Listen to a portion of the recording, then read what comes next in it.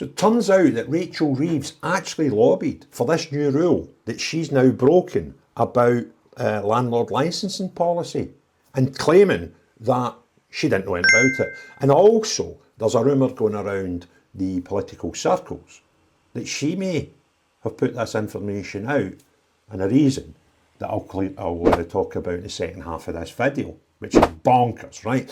So, just to get you up to speed, last night the news broke. I put a video out about 9:30 about this, where Rachael Reeves had not done a selective licensing policy application when she rented her house out. She left her house, moved into 11 Downing Street when she became a Chancellor a year ago, and didn't bother getting the proper paperwork to let her to do it. And people are saying that she should get sacked, quite rightly, for that. Now, in her defence, she said, well, I'm going to put myself to the Standards Commission immediately, and I didn't know anything about this. It's just something I didn't know about. Well, it turns out that that's a total lie, because in this news article from the 11th of January 2023, which is a Yorkshire Evening Post, which is where she's an MP, the headline is, Labour campaigning for crackdown on rogue landlords in Armley area of Leeds with selective landlord licensing policy.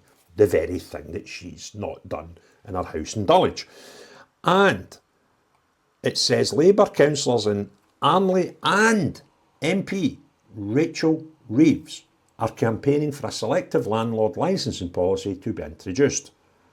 Now, there's a lot of stuff in this article that's about this councillor, Alice Smart, the Armley Labour councillor, but basically it says in the Beatstone and Hare Hills, the fee for a selective licence will be £825 per property or unit of accommodation. However, if the licence holder is the owner of the property to be licensed and a member of Leeds Rental Standard at the time of application, they'll get a discount, right? Which is quite fair. So this whole thing was to make landlords have safer properties, to be basically honest with you. And you could make an area selective. It wasn't like a blanket thing, the whole of the UK, but certain areas where the area she's MP for certainly was one, and the area she has her own house was another.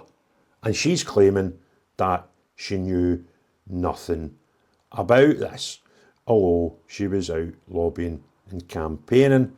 And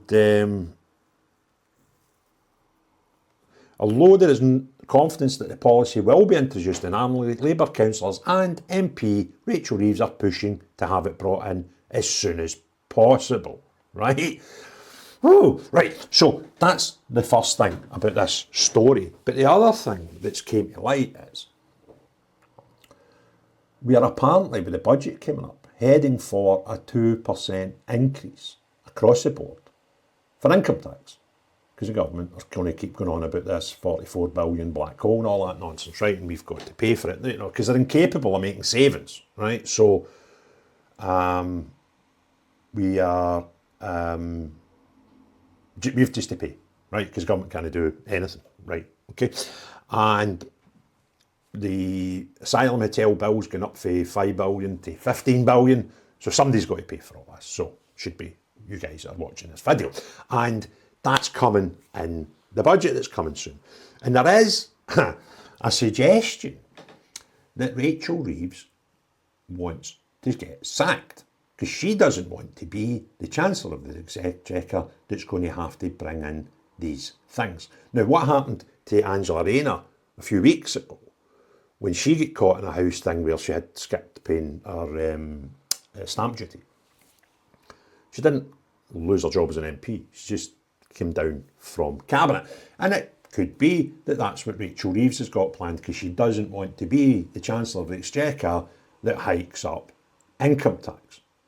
And that kind of makes sense, because as soon as this story broke, anybody that thought, well, what was the source of this? How did this information get into the hands of the Daily Mail, who blew it last night?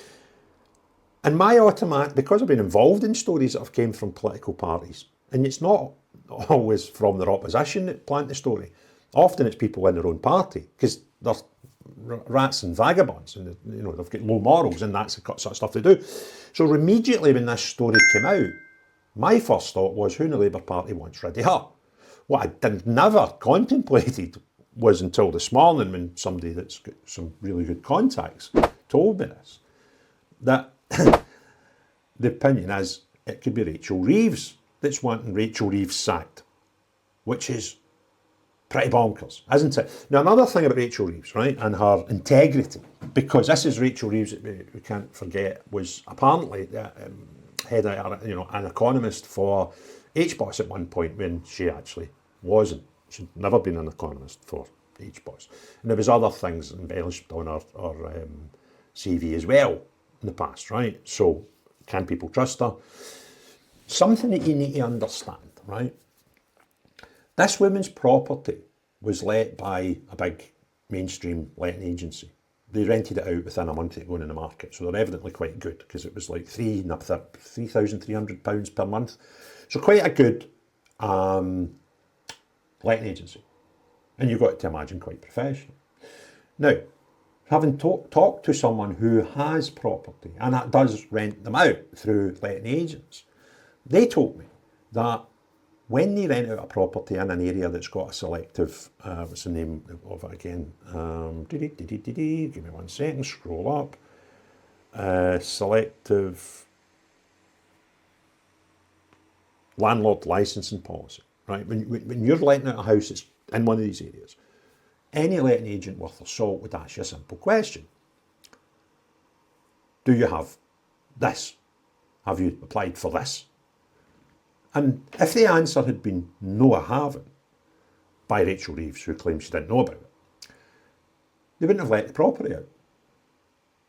So she must have said she had it. Or the property simply couldn't have been let.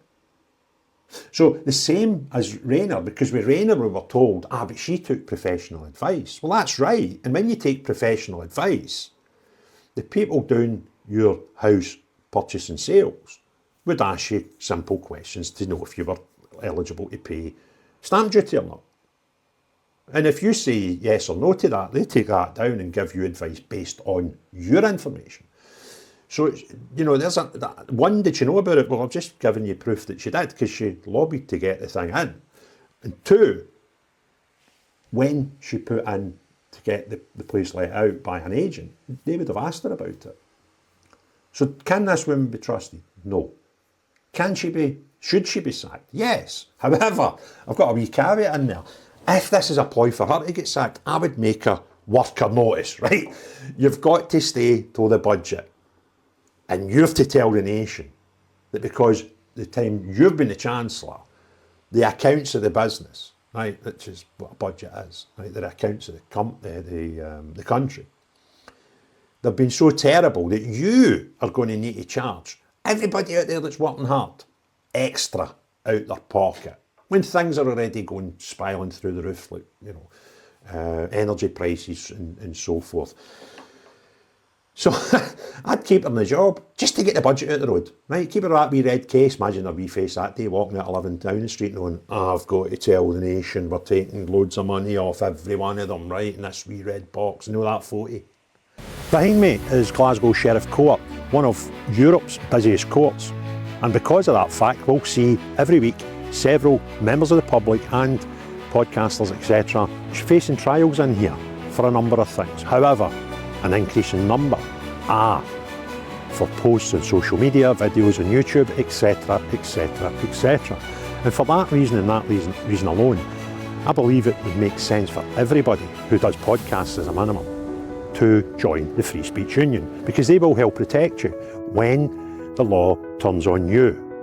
That doesn't give you carte blanche to say what you want as a member, but it does give you the protection to help you when the law goes wrong. This is not now only something that should be considered by podcasters, because we are seeing more and more people each day arrested. Normal people who don't even see themselves as civilian journalists arrested for posts on social media. So it makes sense to join the Free Speech Union, because we live in this country in 2025. You get outside 11 Downing Street, I would love to see her that day. Knowing what's the likelihood that in that box is telling the whole of the planet that you're charging more for everybody that's working. And, you know, Labour might want this as well, because if they bring in a fresh face just before the budget, it's no their bad news. They're delivering. It's like what they've done with the Tories, right? They've had 14 months of telling everybody everything's their problem, right?